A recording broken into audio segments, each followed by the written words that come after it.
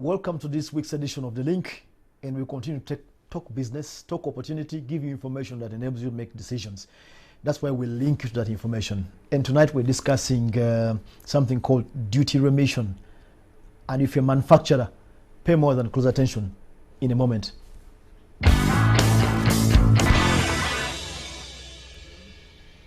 Welcome back, and my guest tonight is Mr. Daniel Birungi, who is the Executive Director, Uganda Manufacturers Association. Daniel, welcome. Thank you. We are dealing with this element called duty remission. Maybe it's tax, sounds like a tax issue. Break it down for us. What is duty remission, and what does it have to do with the manufacturer? Well, to understand duty remission, you have to understand that East African community is one customs territory. Okay. What that essentially means is that goods coming into East Africa are treated the same across the East African region. Okay. And as such, there are set tariffs for raw materials, which is 0%. So people bring in raw materials of a kind that are first level raw materials that require conversion locally, bring them in at 0%. Okay. Then intermediate goods, which are raw materials, they act as raw materials within our factories, but may be considered finished goods in other areas, come in at 10%. And then we have 25% for finished goods. Okay.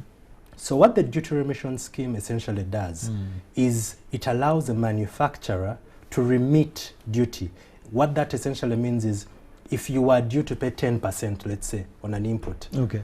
you can request for it to be treated at 0%, Okay. so that you can then access the market. You can then access those raw materials and utilize them in your production. It's kind of like a preferential treatment on request. Exactly. It's a preferential treatment on request. Manufacturers who are interested in this have to be members of a registered body like Uganda Manufacturers Association. Okay. And there's an application process. You apply to the Uganda Revenue Authority through, for example, for us, we encourage our members to apply through us. Yeah. And there's a duty remission committee, which is made up of people from URA. It also has a representative from Uganda Manufacturers Association. Yeah. And they then vet to say, fine, Daniel has asked for industrial sugar, let's say, as an input. He has asked for it to be remitted because he cannot access it in the region. It's not available in adequate quantity in the region. Yeah. And he would like to use it in his production. Okay. He anticipates that over the course of the coming year, he's going to use 100,000 metric tons of industrial sugar. Okay. As such, that committee then vets and says, one, does Daniel have the capacity to produce what he says he's producing? Yes. Can Daniel utilize 100,000 metric tons? For real? Yes. Is that item not available anywhere in the region? Yes. If all the three are yeses, then they would certainly go ahead and allow you to import those quantities that you've requested. Okay. Now, the caveat is that you have to give periodic updates to URA on your input-output ratios. Okay. Essentially, that means if I've asked for 100,000 metric tons, how much of it have I used? Because that is the basis against which, over the course of a year, at the end of the period, you're then able to go back and say, look, I utilized all the input you gave me, and therefore I qualify for maybe a request for more. If you haven't, you ask to pay for the amount that you haven't utilized. Coming down to people who are looking forward they're wondering, why should I go through that process? At the end of the day, as an operator, why is duty remission a good thing for you? The beauty of duty remission is that as a manufacturer, you get to manage your cash flows. That's number one. Because essentially, rather than pay 25% or 10%, if you're paying paying zero. less. So that essentially means you have more money to utilize in your operations. Number two is that these raw materials are expensive. They are a really expensive factor of production. Okay. And if you can get them at a lower cost, it allows you to then bring these items in and do your production. Okay. Then perhaps what I forgot to mention earlier is that this facility has limitations, in that you do not sell the finished products into the other East African countries. That's interesting. Because the consideration there is you've gotten a competitive advantage because of this remission.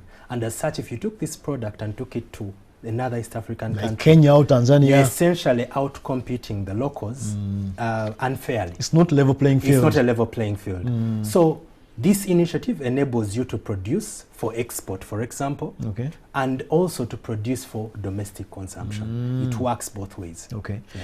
There are small people, maybe not big manufacturers, who are going to use metric tons. Let me ask a question from ignorance almost. Do things like plastic packaging, can they fall in this?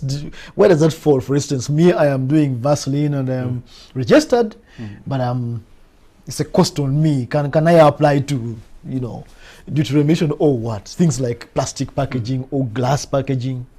Yes, one of the criteria is that the item you're requesting must not be available in adequate quantities in the region. In the region. If it's produced regionally, and regionally I mean East Africa, not just Uganda, then the committee will tell you to source it from the region.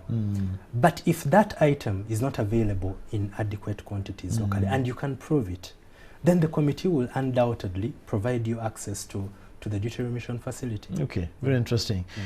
Daniel, I know that you are trying to get manufacturers to do an uptake on this option, but they are not. What is the issue? Is it complicated? What's happening? I think it's a case of where people don't know about it as much, and that's why, as the UMA, we've set up desks at our offices at the Lugogo Showgrounds, where there are dedicated teams explaining to members how they can access this facility. Now, the second thing is there's a belief that it's complicated, and yet it's actually pretty straightforward. Now, one of the things we've done is, like I said, we have a team. So whoever is interested in this facility can come to the UMA Showgrounds. We have actually gone as far as having people on hand to help you fill out the application so that you know exactly what is required, put the relevant attachments, and we will submit on your behalf. Because we believe this can help in the competitiveness of our manufacturing. So basically this is helping to bring down the cost of doing business, kind of in manufacturing especially. Certainly, it can certainly help quite a lot in reduction of costs of the inputs. Very good. We want to just change a little bit to talk about the recent taxes. In one of the papers, it was run there, the new import taxes, and I saw there that manufacturers were the happiest. First of all, break for us down. What these taxes target who? And how shall me and you, or me, let me say, because you're the manufacturer, benefit? Okay. Well, Sam, the taxes, the taxes you're referring to, I'm guessing, are the import tariffs that have been imposed. Some as high as 60. Some as high as 60 on some products. Now, what's the rationale for this? The rationale for this is that if you look at that list, there are actually 27 items on that list, ranging from Irish potatoes, things like tomato paste, toilet paper, box cartons. And if you see a thread through all these, these are items that we produce in adequate quantity. We have more than one industry present in the country that's producing them. And as such, they are available locally, with no doubt at all. Now, why these taxes have been imposed and why we've requested for these taxes to be imposed, because it's UMA that has requested for this, is that we need our manufacturers to be supported.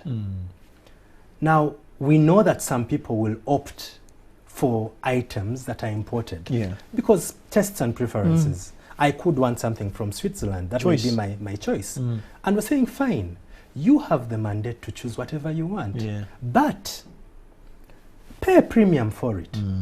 Because it's not a case of it's not available locally.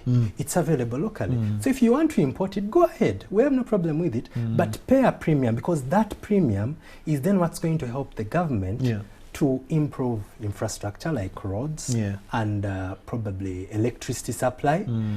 In essence, enabling manufacturers to be even more competitive. Because at the end of the day, the fact of the matter is, given our status as a landlocked country, given our location, we are unable to, for example, match the cost of production of a country like China. Absolutely. Their electricity is cheaper, they have a lower corporate tax, they have easy access to the sea, and as such their products landed Kampala will always be much lower than products produced here. Now, there are one of two ways. Either we can sit back and say, we're comfortable being the supermarket of the world, let everyone bring and dump here. Yeah. Or we can say, look, we're also interested in Daniel's children, Sam's children, going into factories, getting gainful employment, and growing the economy. Okay. Now, on the other side of it, if you look at these 27 products, these are products, if you look at the trajectory since 2016, there's been a growth in import figures for these products. In 2016, Uganda imported about $276 million worth of those 27 products. In 2017, that figure rose to $295 million. In 2018, that figure rose to $310 million. Yeah. Now, these are products that are available locally. So our argument is, let government make some money out of those who prefer to import, but in the meantime, let's also facilitate the local manufacturers to be more competitive. There's an angle of East Africa, so clarify there. The taxes go on the goods coming outside East Africa or even those from Kenya? Those particular... like I said in the beginning, we are one customs territory. Yes. So these taxes only apply to goods coming from outside the East African region. Okay. Anything coming from within East Africa reverts to the common external tariff. No. It's actually goods coming in from within East Africa are allowed to come in at no duty. Okay, I remember that. Coming from the common market. Yeah. Yes, this is only for those outside East Africa, and it's also subject to our different agreements that we have with. We have free trade areas with certain other countries that could affect this. Okay. Yes. Lastly, Daniel, in 30 seconds, on a lighter note, do people actually import Irish potatoes? Oh yes. Yes. We get imports of Irish potatoes from as far as South Africa. For what? Exactly. That is the question we are asking. And we are saying, look, if we facilitate our farmers through buying produce locally, things like tomatoes, tomato paste is very easy to make. Yes. We shouldn't be importing tomato paste from China, from Dubai. It should be made locally. Okay. That creates jobs. That means our farmers get a bit of money in their pockets, and the economy grows as a result. Okay. Yeah. Thank you so much, Dan. I see we have run out of our time. And viewers, government policy, and if you like, tax policy.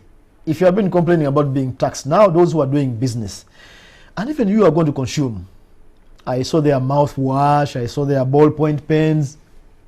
There you go. Thank you very much for joining us on The Link this week.